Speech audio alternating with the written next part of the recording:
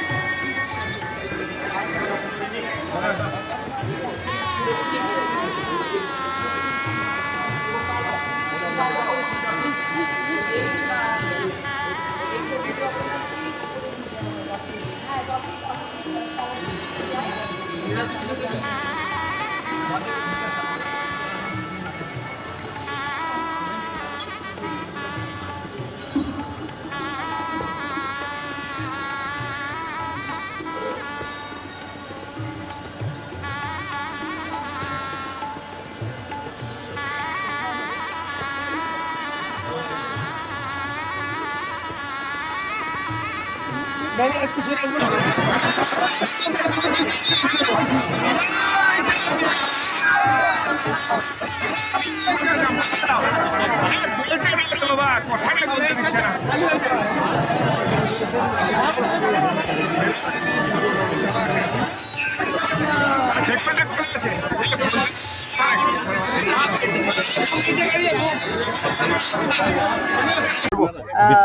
বিঠলনাথ মালদিয়া উনিও আজকে রয়েছেন।